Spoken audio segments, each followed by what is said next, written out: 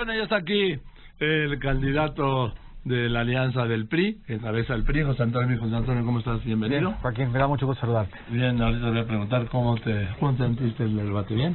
Mira, bien, yo creo que es un formato complicado, en donde a mi juicio... ¿No le entendieron no les explicaron bien? Sí nos explicaron bien, pero yo creo que era tan complicado que era difícil seguir la pista en la dinámica de la conversación.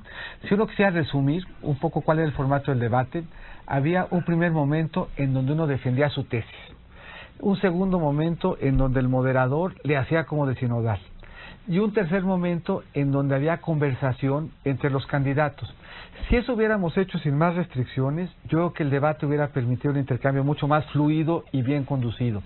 Pero en el diálogo entre los candidatos teníamos 30 segundos cada uno y solamente 2 tramos de 30 segundos. Entonces, gestionar así el debate y la conversación, la verdad es que se volvía difícil entender exacto en qué momento del debate estábamos, pero yo creo que los 3 temas eran importantes. Se le dio más fluidez al debate, pero yo creo que si hiciéramos un debate como los que haces tú, a la ciudadanía le hubiera quedado más claro y hubiera tenido mejor posibilidad de contrastar que la que tuvimos ayer. Insisto, yo creo que fue un paso adelante, hay que reconocer al INE y a los moderadores, pero le falta fluidez, yo creo, al debate para poder contrastar y contrastarnos mejor. Bien, voy a los anuncios y regreso con José Antonio Mina. Califica a tus compañeros del debate de anoche, en orden de antigüedad de partidos. Ricardo Anaya. Mira, yo creo que Ricardo es un buen polemista, bueno. Ricardo es un buen parlamentario, y yo creo que es una gente articulada, y me parece que todos esos elementos quedaron claros ayer. Yo creo que Ricardo hizo uso de muchos de los elementos que tiene en términos de su capacidad de exponer y de su capacidad didáctica. Me parece, sin embargo, que ya desde el punto de vista de fondo, en términos de diagnóstico y propuesta, y en términos de las explicaciones que sistemáticamente tiene que dar respecto de su patrimonio, pues vuelve a acreditar un poco a Ricardo como es, un buen polemista, una gente que sabe argumentar, pero que le falta experiencia para el diagnóstico, profundidad para la propuesta, y que tiene debilidad en términos de su propio desempeño y decisiones personales, sobre todo en materia inmobiliaria. Andrés Manuel López Obrador. Yo creo que Andrés Manuel se exhibió como es, y la verdad debiera de preocuparnos mucho. Se exhibió con displicencia, se exhibió con pocas ideas, se exhibió más bien con lugares comunes y frases hechas, y en 3 temas que son tan importantes, seguridad, corrupción y pobreza, me parece que quedó a deber en términos de profundidad de análisis, y que lo que exhibió debiera de preocupar mucho. Yo creo que exhibió una muy mala propuesta en materia de seguridad, insistió en la amnistía, insistió en el diálogo con los delincuentes. En materia de corrupción, no puede acreditar de nuevo su patrimonio. Yo creo que el tema que se puso ahí, que va a seguir dando de qué hablar, la discrepancia entre su 3 de 3 y la realidad del registro público de la propiedad, este arreglo que trae Andrés Manuel con expresiones que realmente preocupan, violentas, corruptas, también quedó de relieve. A mi juicio no fue una buena participación por razones de fondo, por razones de contraste, por razones estructurales. Y se fue sin despedirse de ustedes ni de los moderadores. Y yo le quería compartir unas tarjetitas que tenía de Panini, que tenía yo duplicados, para ver si podía completar su álbum, ni eso tuve yo oportunidad de hacer. Bien, Margarita Zavala. Creo que Margarita Zavala es una gente auténtica, es una gente que se presentó consistente con su trayectoria, consistente con su esfuerzo, consistente además con sus valores, y yo creo que eso quedó de relieve en la presentación que hizo en el debate. Pero fíjate, habían pasado 20 minutos y no aparecía Margarita.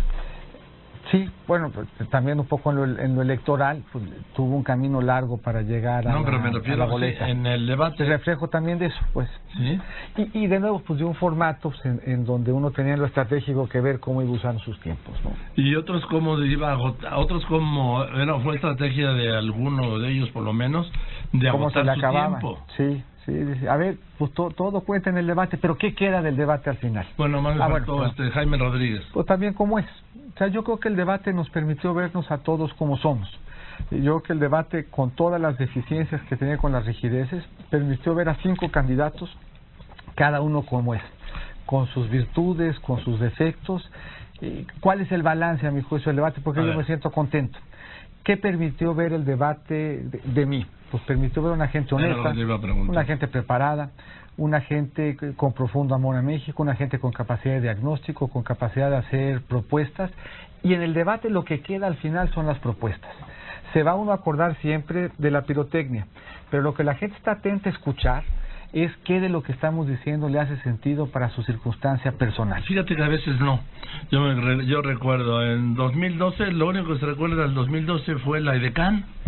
Sí, pero en quien está oyendo en casa no. O sea, en la memoria colectiva y política sí. Pero el debate es una gran oportunidad, con la atención puesta en los que allí estamos, por primera vez en la campaña, de decir, a ver, yo en materia de seguridad pienso que el problema es y que la manera de resolverlo es, y si quieres estamos concreto al tema de seguridad. Venga. En el tema de seguridad yo lo que planteo es que tenemos que trabajar en 3 pilares. Sí. El pilar de prevención, el pilar de disuasión y el más importante a mi juicio, y en el que yo puse acento en el debate porque es en donde yo creo que estamos peor, en el de rendición de cuentas e impunidad. En México solo 3 de cada 100 delitos se resuelven con una sentencia. ¿Qué tendríamos que hacer? Un código penal único, una agencia investigadora y cuadruplicar la capacidad de investigación del Estado. Si trabajamos en los 3 pilares, podemos mover al país a un círculo virtuoso, en donde tengamos prevención y comunidad, un mejor trabajo de disuasión y un trabajo en donde una vez que se cometa un delito, enfrentemos consecuencias. Si hacemos las 3, vamos a ir moviendo al país en una mejor dirección. Bueno, lo que está claro es que en ese país no hay respeto al Estado de Derecho. Y yo creo que por ahí deberíamos de empezar. Y de las 5 propuestas que se articularon, la única que en el tema de seguridad puso acento en la falta de Estado de Derecho y propuso cómo corregirlo, pues fue la alternativa que planteamos nosotros. Y eso va quedando. Y cuando uno pregunta quién ganó el debate, se puede ver en diferentes dimensiones. Y una de las dimensiones importantes es quién hizo propuestas y si las propuestas plantearon o generaron convicción. Yo me siento contento de sí haberlo hecho. A ver, José Antonio Emilio, el comentario es que, híjole, José Antonio Emilio le faltó emoción y no conectó con la gente. ¿Lo has escuchado? Sí, lo he escuchado. Es un tema que he escuchado en otras ocasiones. Sí. Ahí va uno también agarrando ritmo, tono, lenguaje. Pero al final, lo que vamos a escoger es un presidente. Y yo creo que en ese sentido, las cualidades que tiene que tener un presidente, en términos de su desempeño, de su experiencia y de su capacidad de conducir, quedaron acreditadas en el debate. Dime, yo escribí anoche, como nota en mi página, revivió Anaya en el debate. Yo no estoy seguro de que ese haya sido el balance. Yo de veras no me acuerdo, tú conoces toda la historia de los debates presidenciales, que un candidato presidencial tuviera que explicar sus transacciones inmobiliarias, que un candidato presidencial tuviera que invocar definiciones de tribunal, que un candidato presidencial estuviera inmerso en una triangulación como la que hoy tiene en la cárcel a muchos exgobernadores, porque jurídicamente es idéntica. El ejemplo de Borges, porque es idéntico. ¿Qué se le imputa a Borges? Vender predios del Estado, usar prestanombres, usar empresas fantasma para lavar dinero y beneficiarse del flujo que derivó de esa operación. Es igualita a la operación de Ricardo. Ahora, José Antonio Mid, estoy hablando con José Antonio Mid, candidato presidencial. Me dio la impresión, y seguimos el debate, un grupo de compañeros de trabajo, que como hasta las 9:10 estaban sobre López Obrador y de repente lo dejaron solo, tanto tú como Ricardo Anaya, y se enfrentaron ustedes dos. ¿Ya le dieron aire a Andrés Manuel? Mira, yo creo que fue tema por tema. A mi juicio, en todos, posibilidad de contrastarnos, en las diferentes dimensiones. ¿De qué me quedo yo muy satisfecho? Primero, el consenso unánime de quienes allí estábamos y de lo que se planteó, es que en este contexto, el único que no tuvo que dar una sola explicación sobre su patrimonio, bueno, el único, Margarita tampoco, pero el único distinto de Margarita, que no tenía ninguna duda sobre su persona, era yo. Y el que tuvo la mejor capacidad de articular sus propuestas fui yo también. Y eso va permeando, eso se va quedando, porque al final cuando estemos frente a la urna, vamos a tener que escoger qué rumbo queremos darle al país y con quién. Y yo no tengo duda que quien le da al país mejor rumbo y mayor certeza soy yo. ¿Tú crees que es tan racional la decisión? Yo creo que sí, porque media el futuro de nuestras familias, media el futuro de nuestros hijos, media el rumbo que le vamos dando al país. Yo le entiendo todo eso. Y todo eso en la campaña se va generando convicción, se va generando presencia. Hoy escuchamos analistas financieros que ya empiezan a alertar sobre la incertidumbre de una alternativa y de un conjunto de propuestas como las de Andrés Manuel. Bueno, hoy ¿Eso preocupa el las Banco amas de de casa? México ha subido, bueno, se ha depreciado, está en 18.90 el interbancario, hace una semana estaba... Eso quiere decir que las elecciones tienen consecuencias, que las propuestas generan preocupación. Por supuesto que tienen... A ver, las propuestas siempre generan preocupación. Y eso es emocional también. A ver, si yo estoy preocupado por mi economía familiar y tengo dos opciones, una que evidentemente nos lleva en un camino de preocupación y otra que no solo nos ofrece un camino de certidumbre, sino que fue responsable de haber recuperado la certidumbre cuando ya el país la había perdido. La verdad es que yo no tengo duda de que en lo emocional, pensando además en mi familia, en el futuro de mis hijos, yo le encargaría el país al que fuera el mejor y al que tuviera las mejores propuestas. ¿Qué se oye cada vez más? Que el mejor candidato soy yo. Le pone uno diferentes peros, pero nadie pone en duda ni honorabilidad ni competencia. Al final, uno cuando enfrenta un reto de salud o cuando enfrenta el destino del país, le va a apostar a la competencia y a la honorabilidad. Y eso está bien acreditado. A ver, dime, en la conversación con Andrés Manuel López Obrador, ¿tú cómo lo sentiste? Porque tú no podías verlo, en el monitor podías ver a López Obrador, ¿o no? Yo podía ver un poco el reloj y de repente cuando se generaba diálogo verlo a él, pero no... ¿Nunca tuvieron la toma de los 5? No me acuerdo, yo tengo la impresión de que al principio, pero en general las tomas eran de los dos cuando había un espacio de diálogo o fija respecto al que estaba hablando. Había una ventana de 5, una toma de 5 ventanas con cada uno. Esa yo nunca la vi. ¿Y cómo se veía? Pues tú dime a mí. No, pues por eso te preguntaba yo a ti, y yo no lo vi como lo veo en los mítines. Pues mira, yo te voy a decir cómo lo vi. Lo vi enganchado y preocupado, pues de algunos temas en donde tenía pocas respuestas. Te pongo un ejemplo concreto. La sociedad civil nos exige a todos que presentemos la 3 de 3. La 3 de 3 básicamente es una declaración de cuál es nuestro patrimonio. Esa 3 de 3 se puede contrastar con la realidad. Yo fue lo que hice con la 7 de 7. Yo declaré cuál era mi patrimonio, pero luego acredité que lo que había dicho era cierto. Fui a revisar los registros públicos de la propiedad y el SAT le consulto sobre diferentes rubros y el SAT acredita que no tengo yo ingresos por diferentes rubros. ¿Qué le pasa a Andrés Manuel con este contraste? Si yo reviso su 3 de 3 en donde dice que no tiene nada y luego voy al registro público de la propiedad en donde aparecen 3 departamentos, 2 de los cuales siguen apareciendo a su nombre, o sea, hay una explicación que tiene quien dar, quien dice no tener nada, pero en el registro público de la propiedad acredita que tiene por lo menos 2 departamentos. ¿Viste el meme? Que por cierto, salí yo ganando, no nomás en el debate, no nomás en las propuestas, sino en los 2 departamentos que estoy además muy dispuesto a donar a los beneficiarios de los sismos, a los que todavía no se han apoyado.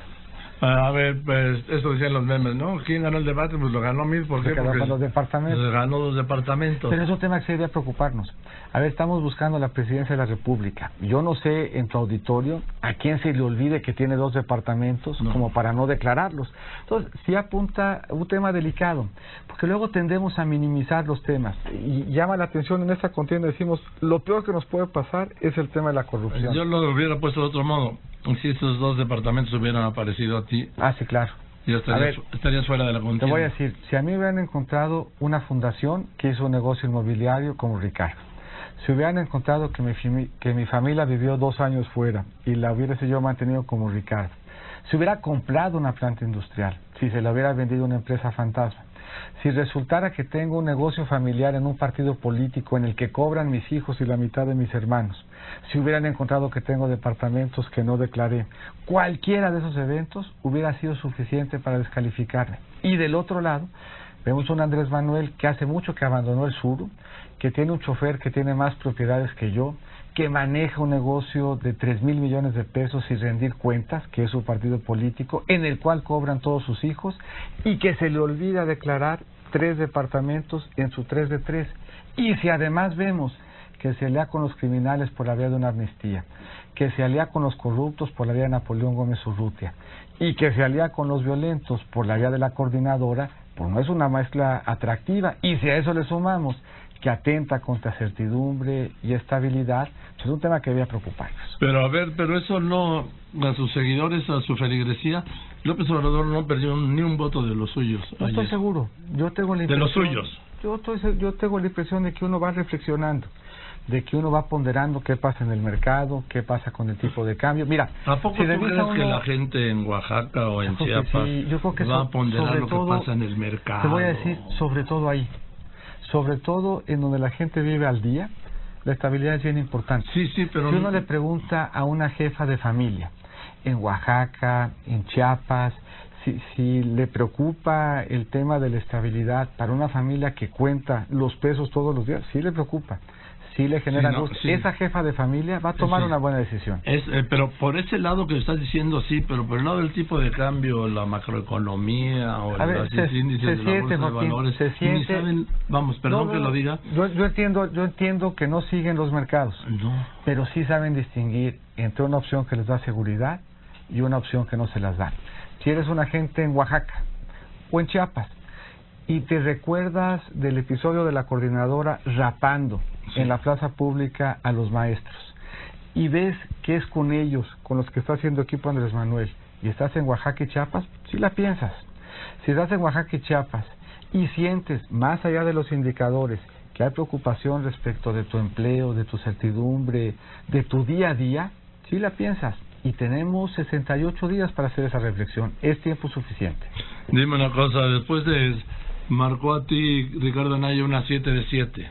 Sí, me parece un poco cínico que plantee una 7 de 7 que no ha presentado la suya. Y de nuevo, el reto es sencillo. Ahí está la 3 de 3. ¿Por qué no presenta Ricardo su 7 de 7? Porque entre su 3 de 3 y su estilo de vida hay una diferencia. Sí, pero sí fue un golpe en el debate. Desde alguna perspectiva sí, desde otra, pues básicamente un golpe de cinismo. De nuevo, que presente su 7 de 7 antes de hacer cualquier otra pregunta. Fíjate más lo que hace Ricardo. Pone entre el chofer de Barreiro y él a su esposa y a su suegro. Ahora que esté de vuelta en Atlanta, va a tener mucho que explicarle al suegro y al esposo de las triangulaciones en las que los metió. ¿Y por qué no estuviste así como me estás hablando ahorita anoche, Pepe? Porque tenía 30 segundos para hacer todas estas reflexiones y tú aquí sí estás conduciendo un debate como si fuéramos adultos que tuviéramos capacidad de racionalizar. Pero vuelvo a insistir, ¿con qué se queda la gente en el debate? Con una gente que vio seria, con una gente que vio propositiva y con una gente que vio confiable. Al final, en lo emocional, yo sí le apostaba el futuro de mi país y de mis hijos a una gente así. Sí, pero anoche ya se empezó a hablar, incluso lo planteó creo que fue López Obrador, la alianza entre, bueno, descartándote a ti y que el PRI y tus seguidores se sumen a Anaya. Pues mira, la verdad es que el planteamiento lo hizo sin descartar a nadie, pero no tiene ningún sentido. Acá, al final, vamos a seguir caminando en la campaña y vamos a seguir convenciendo de que para este país lo que conviene es una apuesta segura, lo que conviene es una apuesta que dé tranquilidad, confianza y que genere unidad. Y yo no tengo duda que la campaña alcanza en lo emocional para llevarnos a concluir que esa es la mejor alternativa. Ahora, entonces tú dices ni hablar de declinar ni de... Hombre, a ver, pero imagínate bueno, tú... te lo pregunto porque se ha planteado que una negociación. Yo estoy participando en esta contienda porque estoy convencido de dos cosas: de que soy la mejor alternativa y de que voy a ganar. Y sigo convencida de las dos. Y me parece que estos espacios que han habido de campaña acreditan esa percepción. La alianza le apostó a un candidato ciudadano, a un candidato preparado, con experiencia y honorable. ¿Qué es lo que vemos hoy? Que todo eso fue cierto, que tiene un candidato preparado, con experiencia y honorable, que le da al país certidumbre y rumbo. En medio del ruido, igual que con los mercados, en medio del ruido se acaban imponiendo los elementos estructurales. Aquí, ¿qué es lo que tenemos por delante? Tenemos 3 candidatos que solo uno garantiza estabilidad y solo uno puede acreditar transparencia. Ese candidato que en lo estructural puede asegurarnos rumbo y dirección y al mismo tiempo voltear a ver al ciudadano y a mis hijos para asegurarles que he sido honorable y lo seré siempre, no tengo duda que va a ganar la elección. Ahora, dime una cosa. Tú sabes que en las democracias, y tenemos muestras sobradas en México y en el mundo, no gana el que pueda ser mejor presidente, sino gana el mejor candidato. Sí. Sí, está Fox en el 2000. Yo creo que Labastida hubiera sido mejor presidente que Fox. Bueno, el caso más reciente, Trump. ¿Sí? Y lo que dice la gente es, A ver, mira, hay que sacudir. Está bien, pero ¿qué dice eso? Esa misma gente que dice que quién es el mejor candidato y quién sería el mejor presidente. ¿Qué dice? ¿Qué dice? A ver, dicen que el mejor candidato después del debate es Anaya. ¿Y quién dice que sería el mejor presidente? Que tú serías el mejor esa es la presidente. definición al final.